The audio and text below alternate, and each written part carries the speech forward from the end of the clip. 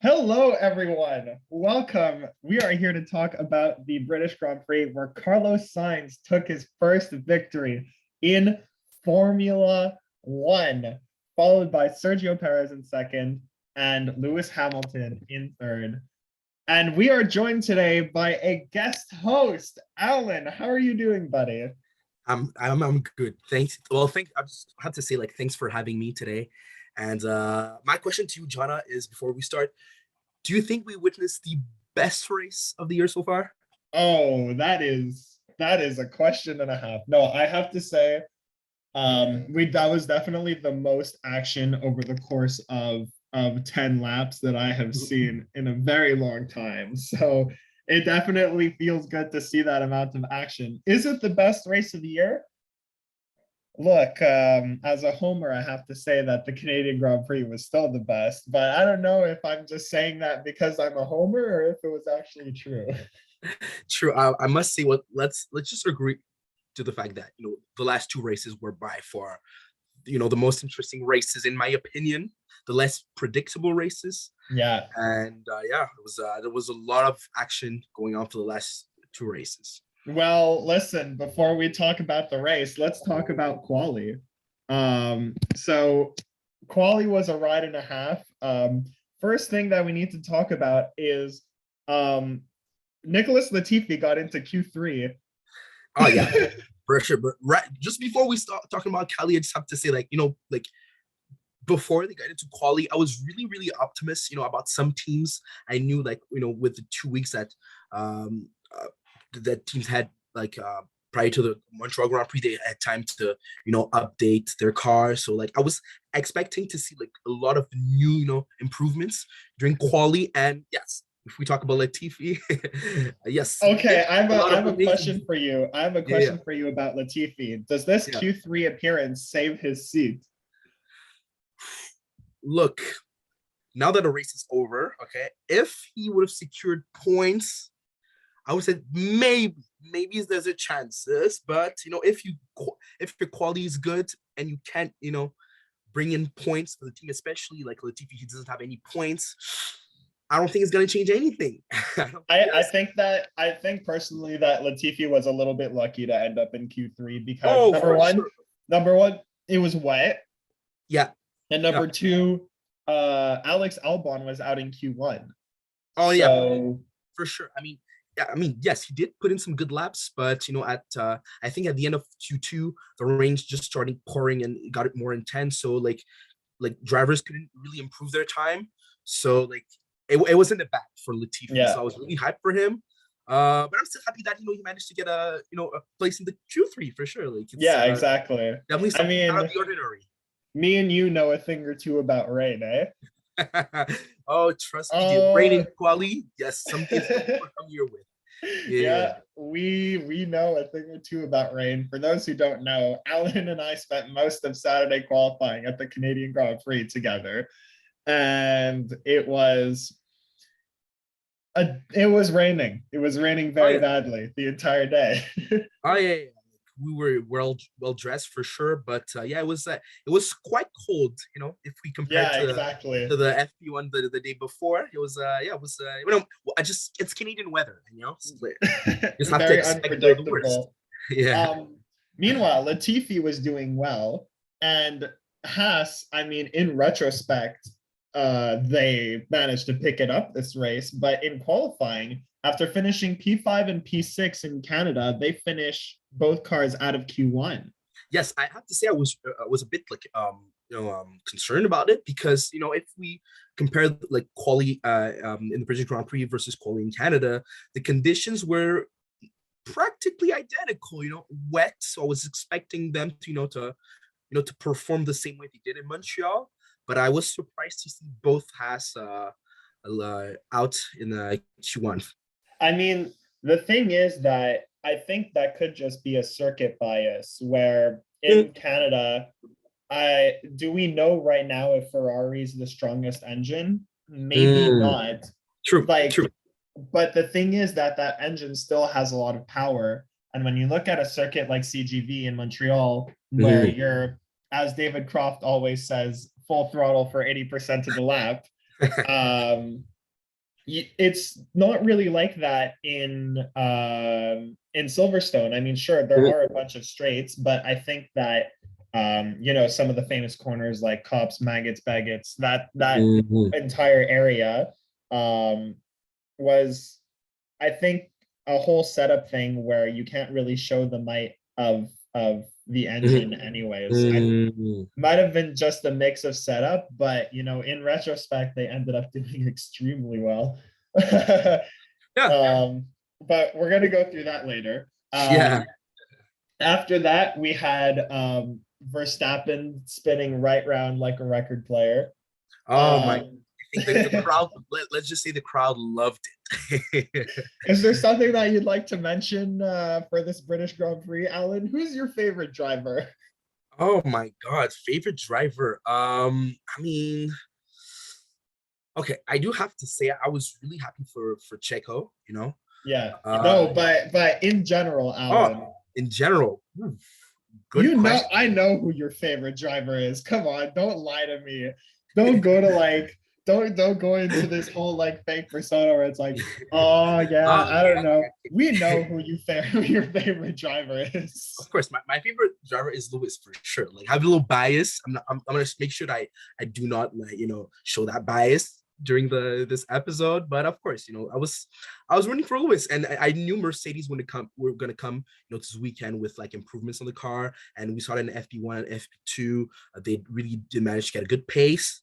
But yeah, I mean, yeah, Lewis is my guy for sure, for sure. Hey, look, Valtteri was P1 and FP1, so Yeah, yeah. Well, FP1 was, I mean, a lot of drivers really didn't record like time. So like, P1 was not a real P1 back then, but still like P2. hey, I'd like to give Valtteri Bottas the benefit of the Well, doubt. exactly. We'll give him credit, Yeah, exactly. for that.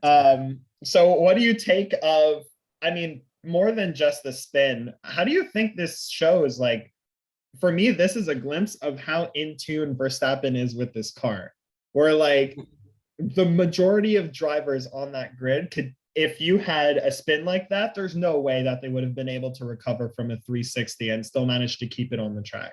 Oh, I do have to agree with you. Like, but it just shows how good of a driver he is, and like he's just That's enough max praise from you, eh? that's enough. Like the most I'll ever do. But no, he's a great driver, and I mean, Mm, I think like history's shown that whenever in a situation where he can lose his control, he still can manage to like pull something up and just go back on the into the race and pull something off. He's a great driver. We have to give him credits for that, right? And yeah. he really understands his car, and he like, yeah, those are Meanwhile, meanwhile, the fastest man on the track in qualifying was Carlos Sainz taking his first career pole. oh yeah, yeah. Um, I mean, he deserved it. He honestly, even though like conditions were like really wet, and unfortunately, still I gotta give him credit for that. We all know what happened in Montreal. We wanted for sure, like wanted him to get his first victory in Montreal, but he got it the 2 weeks after in Silverstone. But yeah, I yeah, was happy for his pole. He deserved it, I definitely. think I think that this entire weekend for Sainz just shows that he still has that kind of drive and he still has that opportunity to kind of stick it Compete. to Leclerc. Oh, true, true, true. Because let's be real, he had a really bad last few races before Montreal. Oh yeah, yeah, Um, yeah. and They yet definitely. here he is now. I mean, he had multiple DNFs. He had out of the points, he had multiple just awful scenarios for him. And now here he is, P2 in Montreal, and now pole position and eventually the win in Canada. I think this is exactly what Carlos Sainz needed for his season. Oh yeah, this definitely shows that he can compete in a Ferrari, and that he deserves to remain as a Ferrari driver. Definitely. I Uh, mean, Ferrari also thinks so because his contract is extended for 2 years.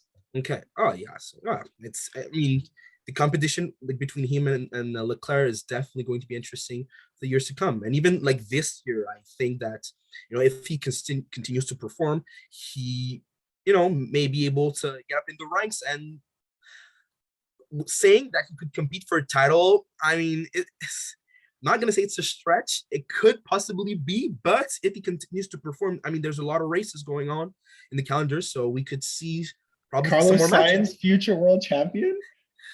But potentially, it's not going to be easy. You know because what? I think one thing we've learned over the course of this season is if there's one reason why Ferrari is going to lose, it's going to be Ferrari themselves. oh, almost most definitely. I mean, it's been a while right for Ferrari. I do have to admit that a lot of DNFs that happened during this year. I mean, I still believe that it was problem with the car, not problem with the drivers. So, and especially, I mean, I've read a lot of articles. You know, there've been some stuff saying about the Ferrari's strategy during the races. That is, I mean, What a joke! Sometimes, man. Has been working so far. So, I mean, I think there's a lot to talk about. I do think they have an amazing car, but if they end up not winning a title or even the constructors championship, it's gonna be because of that. Because I do think that they have two really strong drivers this year. Exactly. Well, now the qualifying is basically summed up. We got to go to the race, and oh my god, let's just start this off by saying thank God for the halo. Oh yes, because after the absolute madness that we saw on lap 1, and we didn't see any replays of the crash. I mean, you were watching live also, correct? I was watching live, but I have to say that every F1 race I do watch, I always have my Twitter next to me because I need to see those like videos, like those like shots of the accident happening, so I can better understand. So what I was just terrified because they didn't show any replays for 30 minutes in the red flag, and I was scared that like Zhou Guanyu was literally not making it out of that car, and that's why they didn't show any of the replays. But thankfully, after an absolutely crazy crash that took out Albon, that took out Russell, and that took out Guanyu Zhou, everyone was okay. Oh yeah, it just shows how, you know, F1's been improving, making improvements to the car and all those safety measures. And honestly, like I know the Halo was really booed when it was introduced. I think in 2018, if I'm correct. 2018, yeah. I literally read comments about people saying that if they thought it looked like a pair of flip flops, you know, the Halo. I was laughing when I heard that. But now the Halo is there for a reason, and it's gonna stay. It's prove its effectiveness. And I think the drivers all agree that, you know, the Halo has its place on an F1 car. And I mean, I think it saved so many lives. You know, if you think about Romain Grosjean, I think the Halo plays its part. And definitely this weekend, it's and on top of that, not just for saving Joe's life, but also in F2, it saved Roy Nassani's life also in the race right before the Grand Prix. So yeah, I mean, I'm so happy that everyone was okay, but that was complete carnage. Oh yeah. Now, the question of the day: who caused the crash? Oh my god, great question. My answer is Pierre Gasly. Bro, that's exactly my answer. I mean, if you remember, Jonah, during the race, I messaged you. I think at the moment I was like, F4 Pierre Gasly, because I was so pissed when I saw the replay. But I think like he's partly responsible for it. I mean, yeah, he's responsible for it. But like I do have to say, before every race, you know, the first lap is always the scariest one, you know. After the first lap, that's why I like, okay, you know, like cars have, you know, space between them, and you know, if there's a crash, probably not many cars are going to be involved, but it just shows like how dangerous the first lap is. Yeah. I mean, I think Gasly got squeezed into the cars. It was like, because the whole thing is, I saw on the replay at the start, Nicholas Latifi moved in front of Russell on the right, and then someone on the left. I think it might have been one of the Alpines, if I remember well. And then so Nicholas Latifi moved forward, and then Pierre Gasly thought that gap was still there, but Russell ended up closing it off, which therefore started the entire collision. So I guess you could say it was partially Russell, but also partially Gasly. Yeah, exactly. Partially, he took a chance. Gasly took a chance, and the gap got closed, and there was nothing that he could have done to prevent that crash, in my opinion, Yeah. when the gap was closing. So it's really unfortunate, but I was not expecting the crash to be that intense. I have to say, for the car like just to roll over and like go through that, that safety barrier, but at least it got caught by the fence. But I was not expecting to go that far. I mean, if we compare it to like the crash from last year, with Verstappen and Hamilton. I mean, you can say that cars were going at like really fast. So I was expecting that crash to be that intense, but wow, like it was one hell of a crash. It was one hell of a crash. I mean, the most that I could say is, oh my God, thank God everyone's okay. Because thank God it's okay, because we spoke about like Guan Yu Zhou many times this year, and I think that for his rookie season, he's he's doing pretty well. Yeah, he's doing pretty well. So I mean, still he managed to get into Q3, multiple races. So he was driver. In Q3 in Montreal. Exactly. So I think he's a really, really good driver, and I mean, I'm just happy that he's going to be able to race this weekend now that he's safe. Exactly. So next we have on the restart, we have a huge battle between Leclerc and Verstappen, and then Sainz messing up to allow Max to take the lead. Oh yeah. I was so devastated at that point. I was like, all right, this is over. Max is gonna win, because that's just what it is. This guy's unstoppable. He has the fastest car. What was running through your mind at that point? I have to say that I expected it. I expected at some point during the race to see Max, overtake Sainz. Because it was probably, the first time that Sainz, was really in control. It was his first pole, if I'm correct. First pole, his first race where, he really had the lead, and he had to like just make sure that he didn't screw up, because when you're in pole position, any mistake is it's too much of a mistake. So I was expecting it to happen, but thank God, things didn't go in favor, so that's why the end of the race was really interesting. But I do have to say that I agree with you, Jonah. At that point, I thought I thought the race was over. Max was just going to increase his lead and win the race, like he did so many races this year. So Meanwhile, there were a few things that happened that maybe twisted fate for everyone. First off, both Alpha Tauris were doing some synchronized spinning. Yeah, that was so weird. That was so weird, I have to say. But I honestly, I think that Yuki Tsunoda's time at Alpha Tauri is coming to an end. You think so? Yeah. I think that like this might have been the nail in the coffin of Yuki Tsunoda's current time at Alpha Tauri, just because you don't crash into your teammate. No, you don't. That is rule number one, is that you don't crash into your teammate. True, but what do you think caused that crash? Do you think like he lost control of his car? Because it was from the angle I saw it, I didn't really understand what happened. From what I saw, Yuki was trying to pass. Okay. But maybe I was just misinterpreting. But from what I understand, both of them spun out because I think because one tried to pass the other. Yeah, true. But yeah, you're right. You don't crash into your teammate. That's for sure. I mean, he crashed last week in Montreal. He did some pretty bad crashes. But I don't know, man. I don't know what they're gonna do, because he's such a young driver. But look who they have coming up in their academy, though. Yeah, you're right. That's true. And with Pierre Gasly confirmed for next year, who knows what could happen? Who knows what could happen with AlphaTauri and potentially Yuki being out and maybe being replaced by Liam Lawson or something like that. I wouldn't be surprised if that happens.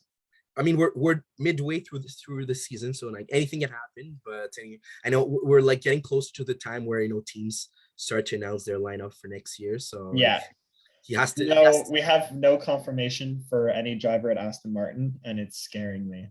It's scaring me. No, I don't.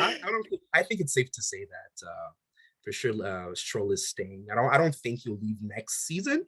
I think he has at least another season in the bag. And But let's Seb, Seb, I have no idea. I would say I'm more scared about Seb than I am for Lance. yeah, yeah, I don't know. Yeah. We will see. Mhm. But anyways, with all that happening, um, after the AlphaTauri spun, Max had a puncture and then had a broken rear suspension, and he still managed to drive that car to P6. True. So Mhm. how, like, just once again, that man knows how to drive a car, like in You know, any state. This reminds me a lot of Hungary last year, yeah, where he, like, his entire side pod was broken and he yeah. still managed to drive that car to P10 and get 1 point. Oh yeah, no. Like I said, it just goes to show that he really he nails like his driving. He like completely owns his car. Like he masters the Rebel car. So, but I mean, yes, it was it was disappointing. It was a disappointment for him for sure because he didn't really get to bring home a lot of points, but he got points. Well, And yeah, he's still in the lead, the and championship. one thing we've learned, especially last year, is that any points count. True. Oh yeah. Oh yeah. Oh yeah. Most definitely. Any points counts. Exactly. But I think Um, he's in a good position for the next races for sure. Next races. uh, so then after the max spin, we have Ocon's car just like stopping because Yeah, that's giving up. just Yeah, giving up. And giving up. then the safety car, and we're gonna talk about our buddies at Ferrari strategy. Oh my God. um, Yeah. because you have Hamilton and Sainz both pitting for soft, Mhm, and Ferrari mechanics telling Leclerc, "Oh, stay out, you got this." On mhm, like extremely, well, no, not extremely old, but old enough hard tires mhm. on a safety car restart, where at that point Leclerc was in the lead. Yeah, that strategy is definitely questionable for sure. I mean, if everybody's bidding for soft, just and you're like you have a chance to actually win. I don't know. I don't know. I I don't was know. I didn't agree with that strategy. I didn't understand it, but it's like, what? Let's see what happens. And I think that Well, what we saw. I mean, the thing is that, like we said earlier in the episode, if Ferrari loses, it's going to be their own fault. Mhm. Not Or true. like if Leclerc loses the drivers, I would say that Leclerc has a little bit of slack on his shoulders just because of a few mistakes that he made over the course of a few races. Mhm. But still, like, you can't make that kind of strategy call. And then there was the whole thing in the safety car where he said, "Listen, make sure to," on Sainz's radio, they said, "Listen, you got to make a 10 car gap between Yes. you and Yeah. Charles." And Mhm. Sainz was like, no, that's not happening. I'm going to win Mhm. this and you're going to like it." So, Mhm. Yeah, he decided to take the matter into his own hands, and even like their strategy. Because at one point I was like, will Ferrari allow Leclerc to just overtake Saints? But then at some point during the race, I think like they said, let's just see you you're guys free to fight. race. You're free to Exactly. race, and then at some point they're like, yeah, you're allowed to like overtake some. So I don't know. Like I think like do you think like Ferrari gambled with their strategy because it was hard to No, follow? I think that they're just like Yeah, incapable of making a decision. yeah. Okay, good point. Good point. Because that whole thing of inverting the cars between Sainz and Leclerc, that easily could have been done like 3-4 laps Yeah, earlier. yeah. Totally, totally. And it would have probably led to a Leclerc victory at that point because Mhm, of the gap that he would have built up between him mhm, and Sainz. for sure. So I don't know. What's like, just make up your minds, Ferrari. It's that Yeah, it's that yeah. Bro. easy. I know, I know. I mean, like they definitely like managed to get some points for the constructors championship. Well, yeah, But 1-4 still, is still a good result. yeah, exactly. So a good result. Like Max was in six and Russell out, so like they collected more points. Yeah. But still, like I don't know. I really hope the best for Ferrari, but strategy will definitely be something that they have to just not only improve, but just stay true to it Yeah. because it's gonna cost them a championship. That's for sure. Exactly. And meanwhile, on the restart, at one point, guess who was in the lead? Your boy. Hammy, baby. Your boy, Lewis Hamilton. I know. Like honestly, at that point, I knew like he was gonna pit at some point, but I honestly thought he had a chance because like he proved during I would have been like, come on. I swear to God, man, if Lewis wins, won't be surprising at all because it's Lewis, it's the British Grand Prix. Grand Prix, yeah, but like he did it, man. Like he got, I mean, he got the fastest lap. You know, he managed to get some good pace throughout the weekend. So to me, like I knew there was a possibility at that moment where Verstappen had issues with his car. I was like, yeah, there maybe is an opportunity for Lewis to get a win. But they I mean they had some trouble with their pit crew. I mean, I know the pit was a little too slow. It could have changed something, but still, I mean, there was an opportunity for him to win. But I mean, third place, you know, it's still points. But well, yeah, come on, a podium in a Mercedes this year is actually pretty good. Yeah, exactly. We have to take into consideration this year for sure. But here's the thing: Lewis Hamilton has won a race in every single season that he's competed in. I know. And I heard another stat is the furthest that he's gone in a season without winning is round 10.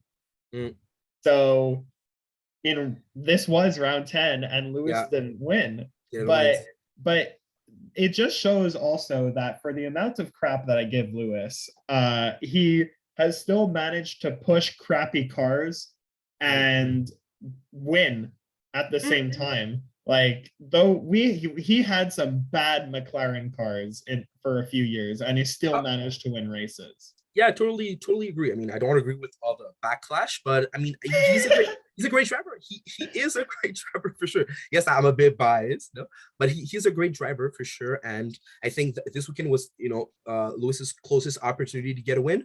But look, you mentioned that, you know, the longest it has been since Lewis didn't get a win in a season was 10. I'm not worried simply because, like, I think we saw really good improvements if we compare the Canadian Grand Prix to this weekend, and I think we'll see more improvements, and probably, yes, Mercedes will have a shot at winning a race this season. I think also just in Lewis's perspective, I mean, I'm not gonna lie, man, Lewis has been crushed by George over the course of the season. But I think that over the last few races, he's been able to, you know, get back into the fight and get back into the discussion with his teammate. And I think just for Lewis, that's the kind of motivation that he needs so that he could be, you know, #blessed. Thank you guys for all the support. No, I do have to say that since Montreal, I mean, I think I've seen Lewis as much more hungry, like he really wants to get a win, you know. But before the Montreal Grand Prix, I don't know, I was like, yeah, like, does he care? You know, like, he just blames it on a car. Like, but now I see, like, he's really hungry. He has, like, that vengeance in him that wants to win. So I think it's the switch that we needed to see. But yeah, it's a different Lewis for sure. It is a different Lewis. Yeah. But we had some of the craziest action ever. We had Perez versus Hamilton versus Leclerc versus Alonso. Oh my God! Oh yes. Oh, At some point, they were 3 or 4 wide. Yeah, 4 wide exactly. I mean, at this point, I was like, "What's gonna happen?" I was terrified. I was terrified. I was like, all of them are gonna crash, and like Schumacher's gonna get a podium. It would have been crazy, is it? But yeah, I was also, because I mean, I think it was like 8 or 7 laps like before the end of the race. Yeah. So drivers start to get really competitive for sure. And yeah, I was scared to see an eventual crash, but I managed to stay clean. But oh my God, my heart was pumping. Oh my God, my blood was boiling hot. I was like, what's gonna happen at that point of the race? But yeah, it was unfortunate for Leclerc. But he's already won races this year. Okay? Yeah. Exactly. Meanwhile, Perez was driver of the day, and I think that he is deserving to be driver of the day because he was in last place after picking up damage on his front wing. Yeah, I think it was after the restart, right? After the restart, and then and then climbed all the way back up to P2, which is more than from where he started. So, oh, it's insane. Honestly, like, I love this man. yes, for sure. I mean, because I really still want to see that Verstappen Perez fight. So this weekend, it was important for Perez just to collect more points because Montreal was didn't go very well. No. So yeah, like no, I'm really impressed. And I totally feel like he deserved to be driver of the day. Oh yeah, yeah, well deserved performance. That I can't. If we get like a Vettel Weber style battle, that'll be an icon. That would be iconic. That's gonna be fun. I think he still has a shot at the championship this year. Yeah, well, yeah, he's in second place, so we'll see. We'll see. But look, Paris has done so well this year in general. Meanwhile, he did not step on the top step of the podium. The man who did step on the top step of the podium is the smooth operator himself. Oh my God. Carlos Sainz. After what, 150 races? 150 races later, he's won his first race. And I remember actually, you met my dad. My dad was actually sitting next to me during the race and said, "Oh, isn't that the longest that anyone's ever waited for a first win?" And I said, "No, the longest was Sergio Perez, and it was 190 rases." Oh, yeah. No, it was I was and a long look who was on the podium with him. Oh, yeah. Sergio Perez. And Lewis Hamilton, for the 13th time at the British Grand Prix, was on the podium, and that is a record-breaking event. Oh no, it was a very important race. Of course, it's his home race, so you expect him to get a podium. But for Sainz, wow, he was patient. But thank God he got his first win. The first win always tastes the best, and I hope we're gonna see him get more wins this year for sure. I hope this kicks off some sort of momentum for him because I want a genuine championship battle. Oh yeah, for sure. He's fourth, but close to Leclerc in terms of points and close to Perez. So the fight for second position right now is very, very, very tight. Yeah, exactly. And I cannot wait to see the rest of the season. In that respect, another thing that we could highlight: someone got his first points this weekend. Oh my God! Mick Schumacher. Of course, we couldn't finish the episode without some words about Mick Schumacher. I mean, in Montreal, first time. I felt so bad for him in Montreal, man. Oh yeah, I felt so bad for him, but I was like, it's still, as long as we see improvements, there's still something to talk about. But this week, oh my God, this weekend, thank God he got his first point. Like, even I remember at that time during the race where I really honestly thought he was going to overtake Max. Man, I thought they were going to crash. I thought they were going to crash, and it was going to be game over for both of them. Yeah. It's like the Russell curse. Yeah. True. But I mean, I'm really happy for him because, there've been a lot of talks about his future with the Haas team, his future in F1. So, I mean, I know he doesn't have as many points as, his teammate Magnussen, but, points are points, and we see improvement, and I'm really, really happy about what I saw. But the thing is between Schumacher and Magnussen is that the competition is pretty tight. In terms of points, it looks like there's a big gap. Exactly. Because Kevin Magnussen got P5 in Bahrain, and that's 10 points. True. That's 10 points out of 16 points that he has this season. You have true. If you have one good race, you get a very good amount of points. Oh yeah, true. You have a good point. True. If we see through that way, yeah, totally. So but Kevin Magnussen having 16 points and Schumacher getting is it 4 for P8? I think. Yeah. Let me just check. But yeah. We do some research here at the JJF1 podcast. He still has more points than Albon and Latifi this year, so in one race, so he still beats both the Williams. So yeah, not bad. But yes, so as of right now, the only I think Latifi is the only like driver with no points. Yeah, this it season. is. It is Latifi. It's only for Schumacher. Yeah, Sure. definitely. So, do you have anything else to say about the race? Because then we're going into this section that you suggested that we talk about. So, if you have anything else to say about the race in general, we'll go. I think the race was iconic. I mean, do you want to talk about McLaren? No, Norris. I think it was I wasn't feeling Norris this weekend. nah. No, I wasn't feeling him. I will say though, a team that showed some decent pace this weekend was not McLaren; it was Alpine more than anything. Yes, true. I want to talk about Alpine. Honestly, I think right now they're fourth in the constructors championship.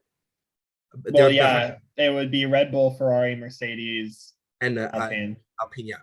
But yeah, no, even this year, I think they've had a good year so far. For a mid-range team, there's been countless times where they finished in Q3 in the qualification, and yeah, there's good things for happening with Alpine. Yeah. It was just unfortunate what happened to Ocon, but otherwise, I think they have the potential to pick it up. Oh yeah, totally. I totally feel and I'm yeah. feeling that more for Alpine than I am for McLaren. Oh yeah. Alpine will finish, for sure above McLaren this season, and I'm like 100% sure. That's my prediction. I don't think it's a bold statement to make, but I'm positive that they will have a better spot in the ranking because Ricardo, I don't know, I'm not feeling Ricardo this season. I don't feel Ricardo for his career. Yeah. Oh God. Ouch. No, I think that this is it for him. Yeah. Ugh. This is it in F1 or in F1. Yeah. I think this is it for him. Yeah, it's been a tough one. We will see. Yeah. But so Alan, you suggested this little segment here of stars of the weekend and bust of the weekend, which is I very much enjoy this. So for me, my star of the weekend is Sergio Perez. Oh yeah. Totally. That is my star for the weekend. An honorable mention to the halo on Guan Yu Zhou's car. Yeah, he is also that the halo, the inanimate object, is also a star of the weekend. I do have to agree. If I would add 2 other stars, I would say for sure Saints, first win, and Mick Schumacher, first points. Stars of the weekend for sure. Those are my definitely stars of the weekend. Now busts of the weekend. Nicholas Latifi is a bust for me this weekend. True.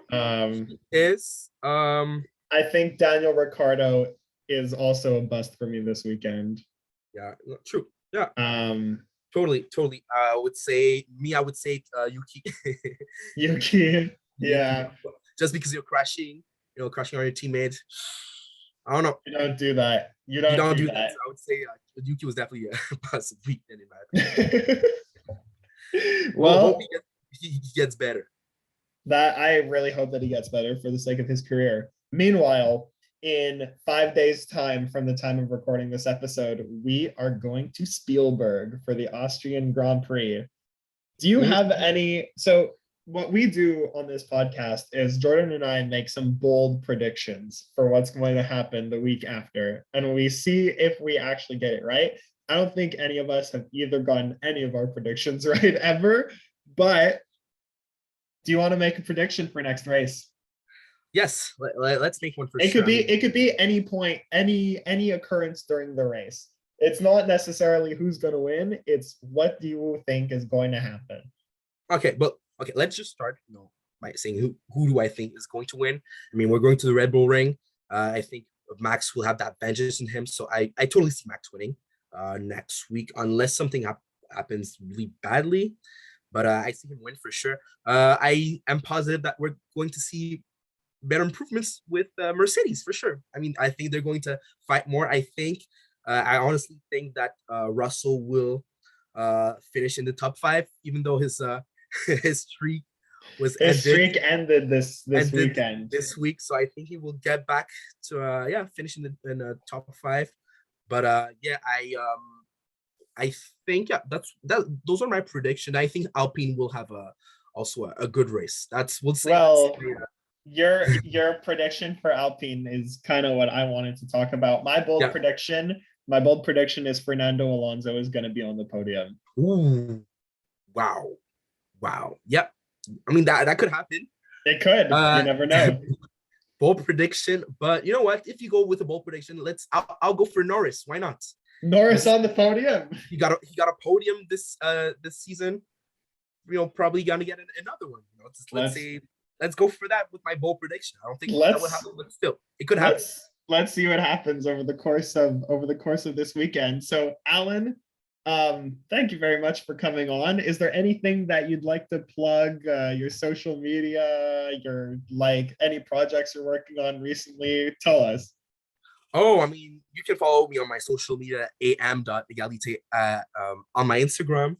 But other than that, I'm going to, continue to, I'm in school right now, but I'm going to continue to talk about F1 with my main guy, Jonah Presser, for sure. Let's go. I just want to say thank you for having me again. And like we talk all the time about F1. We watch them, not together, but at the same time. So yeah, just I'm looking forward to hear from you and to get more episodes about the podcast. And yeah, have a great season just like last season was. Yeah, and if you guys want to hear more from the JJF1 podcast for this race, next race, and beyond, feel free to like our Facebook page and follow us on Instagram at the JJF1 podcast. And we will see you for the next episode. See ya.